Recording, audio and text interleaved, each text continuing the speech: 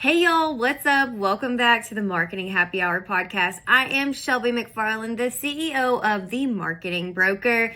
I love that you are tuning in again to listen to another episode. I love doing this podcast, as I say every episode, because it gives me something to look forward to every week when I'm recording for you guys, as well as it makes me dig a little deeper on what I know, what I want to share, and how I can help you with your marketing efforts for your business or even just your entrepreneurship journey.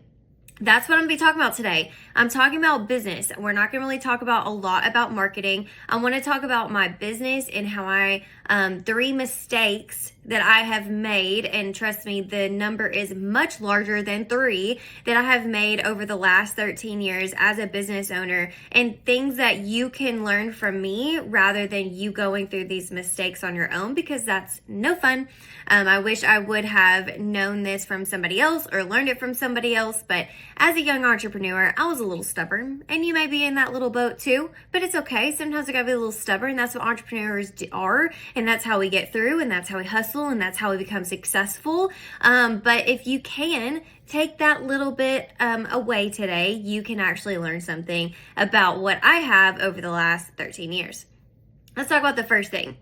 I just had a conversation with my CPA yesterday, and I have been through several CPAs, by the way. But I told him, I said, man, I wish that people would hire a professional CPA and bookkeeper at the beginning of their business. Like, that is something that I regret about being a business owner, is thinking that I can literally do all the things and that I know how to do it and that no one's going to take it from me, and that I'm quote unquote saving money because I'm doing it myself. And that is not the case. Let me tell you that my books were screwed up from day one.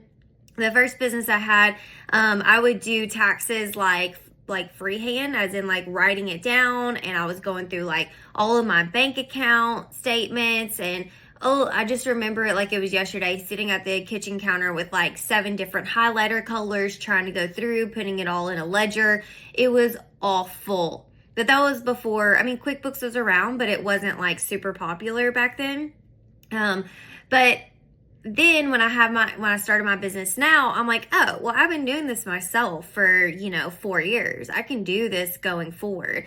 And then I started making more money and making more money and making more money. And I was like, oh gosh, I don't know what I'm supposed to do. And so then I had someone advise me to, just someone that helped me file taxes, not someone that prepared the taxes.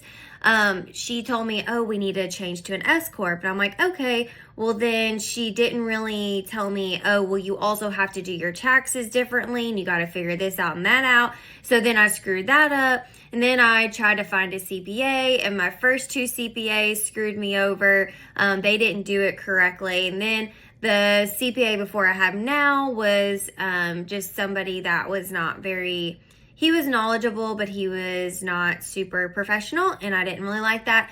But the CPA that I have now is young, and he is all about like, let's follow the rules, but also I want you to save as much money as you can. But then at the same time, I want to make sure that we're not getting audited and all of that. And then on top of that, I also have a bookkeeper now, something that I thought like, oh, I'll just plug and play into QuickBooks. I've got all this taken care of. I've had him now for about a year, a little over a year, and it's completely changed the trajectory of my business. So this is year 9 of this business, and it's the first year that I have not had to actually think about like, God, I gotta go and like, I don't even know what it's called, whatever, you balance the books or something like that. Like, I got to do that. Well, I don't have to do that anymore. I have a meeting with him once a quarter. He tells me this is what you're making money in. I've been able to focus on those areas. I've been able to grow those areas and become like more of the leader and salesperson in my business rather than having to work in the admin on the back of my business. So as I was saying, the first thing is hire professionals from the very beginning. I'm not talking about hire me for your marketing. Like, that's something you can probably handle as a business owner unless you just don't want to. But when it comes to important things like your freaking money, I would hire a professional. If you need any recommendations, I will definitely send you my guy's number. Both of them, my CPA and my bookkeeper. They're absolutely fantastic. They work as a team. They communicate about my stuff, especially when I'm recording this, we're going into the end of the year, the last quarter, and they're going to be talking about like, okay, what does Shelby need to spend to make sure our taxes are up? Does she need to give more into 401k? Like that kind of stuff. So that way we know going into January when I'm filing again, that it's all prepared and ready to go. So find you a good CPA, find you a good bookkeeper, let them do their job. Do not micromanage them. Just give it to them and they will do it for you, and you can focus on growing your business, especially if you get the right person, because my team is fantastic. I call them part of my team because they literally are part of my team. Like I would not be able to do it without them. And I regret not doing that from the beginning because, I was stuck in that mindset of like, oh, I can do everything. I know how to do everything. I'm smart enough. I can do that. Okay, next thing. This one's a little bit harsher, especially for me as an Enneagram 8. I assumed that everyone was going to hire me. And you're like, wait, that was a mistake you made? Like, yeah, not everyone's going to hire you. And also assuming that you're just going to get the business all the time and not have to work for it is not a great mindset to have. I was so successful in my first business that we took over the market. I knew people were going to use us.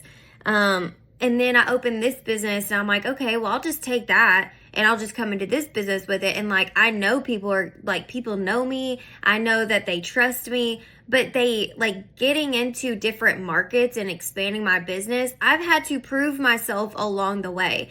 And it's even more so hard now. And you would think like, oh, 10 years into this, like, how would you, like, why is it harder? Well, it's harder because there's more people that do what I do.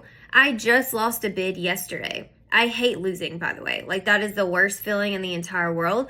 But I have to accept that it's just my energy needs to open up and that something else is going to come in and I'll attract it. But I'm not always going to get the business. And you're not always going to get the business. And it's okay. But the thing that I learned, that when someone tells me no, I now ask why. Back in the day, I used to be like, well, screw you. I don't want to work with you anyways. Like I would have like such an attitude about it, like a little brat. But now I'm like, okay, so you told me no. Can you please tell me why you told me no? And some of the answers that I've gotten are like, well, this person already does my website, so we're just going to go ahead and let them do our digital marketing too. Okay, that makes sense. Or, hey, this person was like more in our budget, but we really appreciate the opportunity to like talk to you and learn more about you. All right, got it.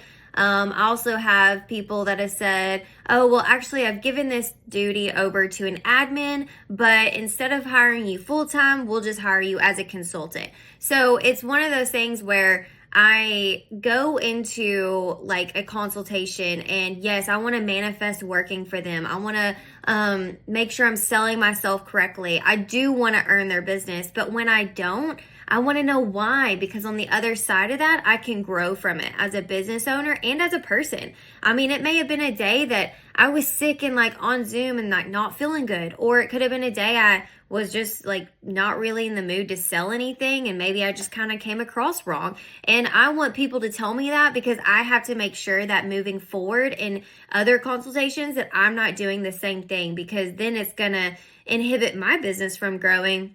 And I'm never going to grow as a leader or as a person or a salesperson. So don't assume that people are going to hire you. Go in and earn every client or customer that you get every single time. Earn it, because then you're going to be like, okay, I got this. You're going to do a better job for them. And again, if they tell you no, it's okay. That no is going to be a yes in the future, but that no is also a time for you to grow as a business owner, as a salesperson, and as a leader. Again, you don't ever know. We're not all in a great mood all the time, okay? I have had people try to sell me on things and I'm like, dang girl, like you woke up on the wrong side of the bed. It's too early for that kind of attitude, And I've been that person more times than I wish that I would have. So there you go. Don't assume people are going to hire you.